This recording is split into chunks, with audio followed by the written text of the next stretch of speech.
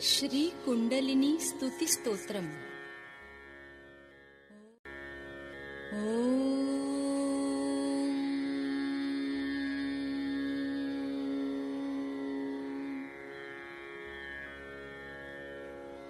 जन्मोद्धार निरीक्षणी हतरुणी वेदादि बीजादिमा नित्यं चेतसि भाव्यते भुवि कदा सद्वाक्य संचारिणी मां पातु प्रियदास भावक पदं संघायते श्रीधरा धात्रीत्वं स्वयमादिदेववनिता दीनातिदीनं पशुम्। मानव के जन्म से ही उसके उद्धार का निरीक्षण करने वाली वेद शास्त्र के बीज की तरह, आदिमा की तरह हमेशा अंतःकरण में प्रकाशमान होने वाली,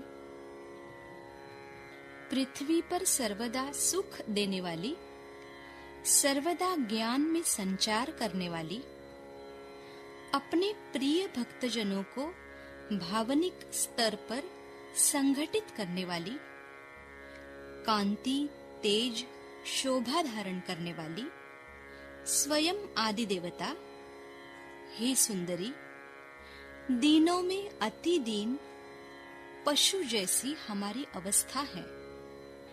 कृपा करके हमारा रक्षण कीजिए। रक्ताभामृत चंद्रिका लिपिमयी सर्पाकृतिर्निद्रिता जागृत कूर्म समाश्रिता भगवती त्वं मां समालोकय। मांसोद्गन्ध कुगन्ध दोष जडितं वेदादिकार्यान्वितं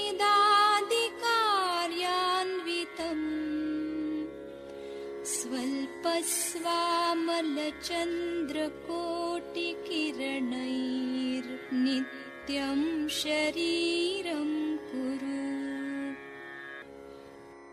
रक्तवर्ण कांति धारण करने वाली, अमृतमयी, चांदनी की तरह तेजमान रहने वाली, सर्पाकृति, निद्रा अवस्था में होकर भी जागृत कछुए की तरह हमारी ओर, हे देवी, आप प्यार से देखिए।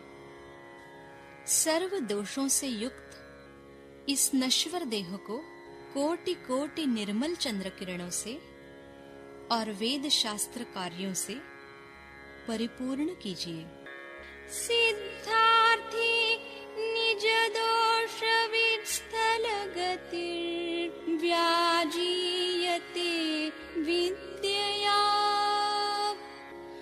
कुंडल्या कुलमार्ग मुक्त नगरी माया कुमार्ग श्रिया यद्देवं भजति प्रभात समये मध्याह्नकालेऽथवा नित्यं यः कुलकुण्डली जपपदां भोजं स सिद्धो भवेत्। सिद्धि प्राप्त करने की अपेक्षा करने वाला साधक कुंडलिनी के ज्ञान से स्वयं के दोष समझ सकता है और कुमार्ग से दूर रहकर दोष मुक्त जीवन आचरण करता है। ऐसा साधक सुबह, दोपहर या नित्य श्री कुंडलिनी स्तोत्र का स्तवन करता है वह सिद्ध पुरुष की उपाधि प्राप्त करता है। वैवाकाश चतुर्दलेति विमले वाञ्छा फलोन्मूलके नित्यं सम्प्रति नित्यदेह घटिता सांकेतिता भाविता विद्याकुण्डलमानिनी स्वजननी माया क्रिया भाव्यते यैस्तैः सिद्धकुलोद्भवैः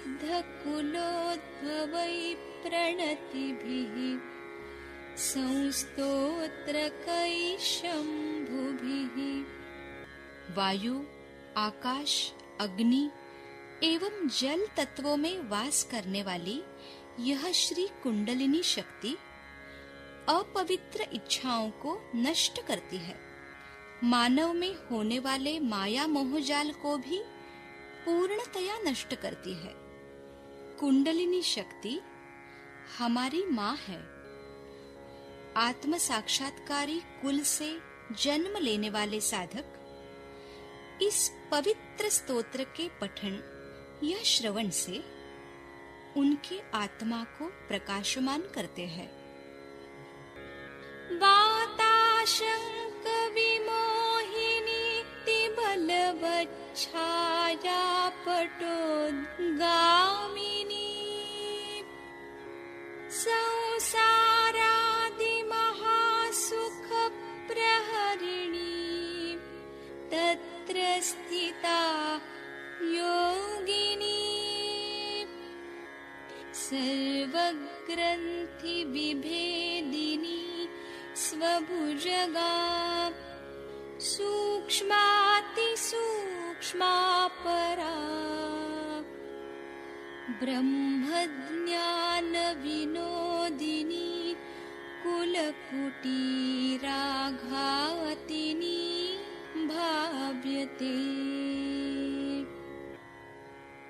श्री कुंडलिनी माता चैतन्य रूपी लहरियों का आवरण निर्माण करके भक्तों का उत्थान सुखकारक करती है। संसार के दुखों का नाश करके ब्रह्म ग्रंथि, विष्णु ग्रंथि, रुद्र ग्रंथि आदि ग्रंथियों का भेद करती है। सूक्ष्म से अति सूक्ष्म ब्रह्म ज्ञान की चर्चा करने वाली यह कुंडलिनी माँ षट चक्रों पर आघात करके उनको प्रकाशमान करती है। वंदे श्री कुल कुंडली त्रिवलिभिः सांगै स्वयंभुप्रियां प्रावेष्ट्याम्बरचित्तमध्यचपलां बालाबलानिष्कलां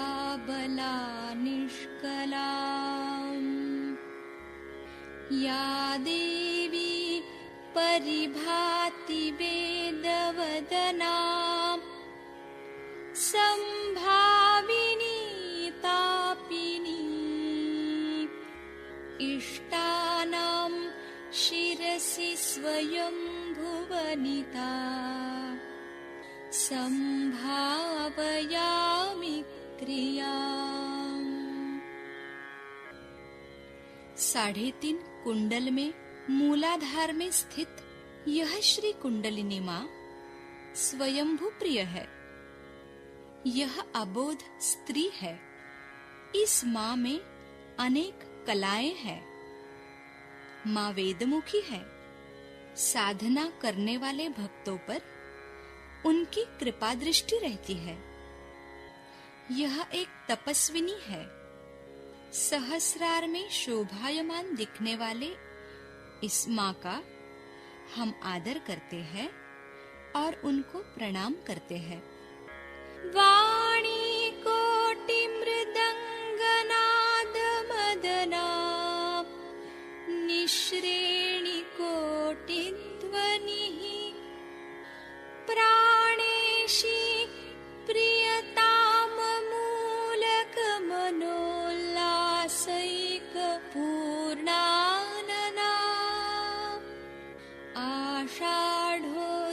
मेघराज जनितध्वान्तानना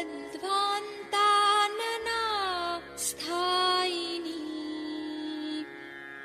माता सा परिपातु सूक्ष्मपथगा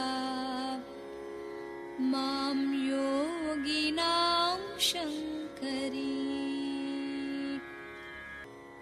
कोटि कोटि मृदंगनाद का दमन करने वाली, कोटि कोटि ध्वनियों को दूर करने वाली, प्राणों की स्वामिनी, जिसका मुख कमल पूर्ण चंद्रमा की तरह है, वह अनेक आनंद रूपी वनों को उल्लसित करती है। आषाढ़ के मेघ गर्जनाओं से निर्मित अज्ञान रूपी अंधकार को दूर करती है और सदैव स्थिर रह के सूक्ष्म मार्ग सुषुम्ना द्वारा योगियों का उत्थान करके उनका कल्याण करती है। हे श्री कुंडलिनी मां, हमारा रक्षण करिए।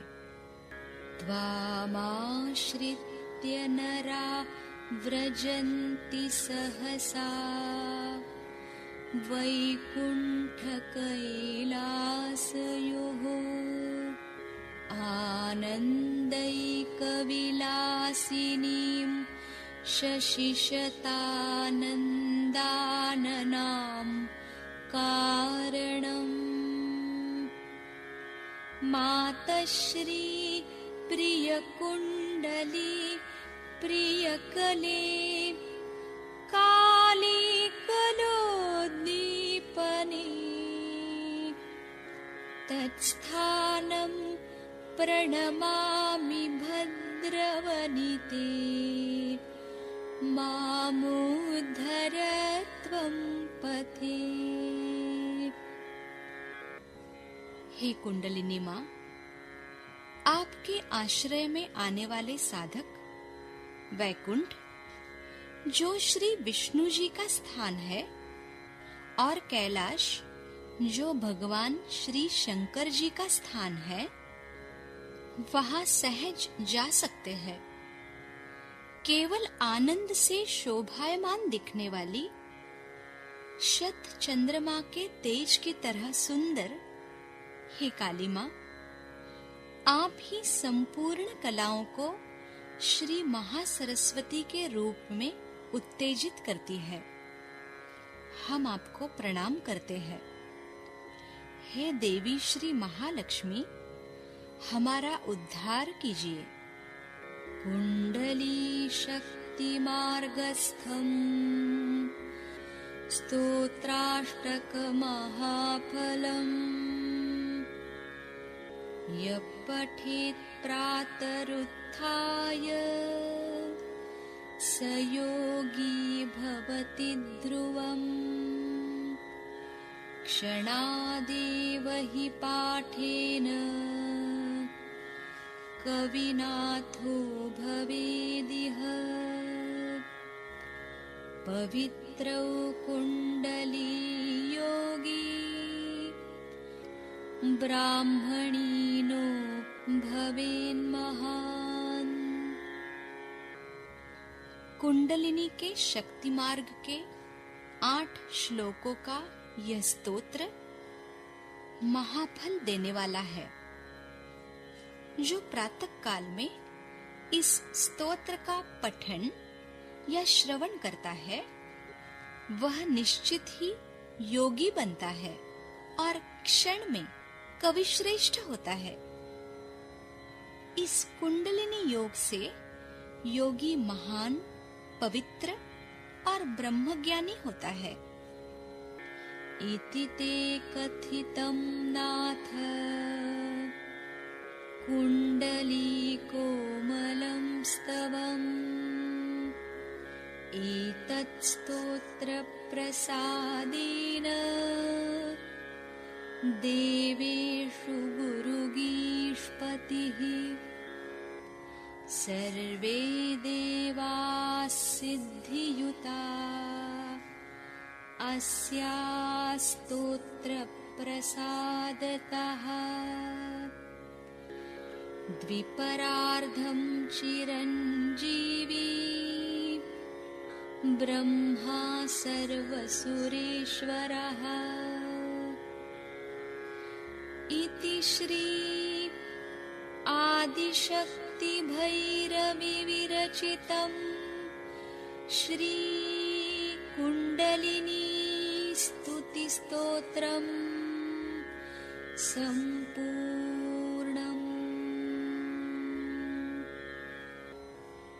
श्री आदिशक्ति कहती हैं, यह कोमल कुंडलिनी स्तोत्र की व्याख्या मैंने आपको समझाई है। इस स्तोत्र की कृपा से बृहस्पति सभी देवों के गुरु बन गए। सर्व देव देवताओं को सिद्धि प्राप्त हुई। इतना ही नहीं, सभी देवों के ईश्वर ब्रह्मदेव भी 2 परार्ध नाम से चिरंजीव हो गए। इस प्रकार श्री आदिशक्ति भैरवी विरचित श्री कुंडलिनी स्तुति स्तोत्र संपूर्ण हुआ। ओम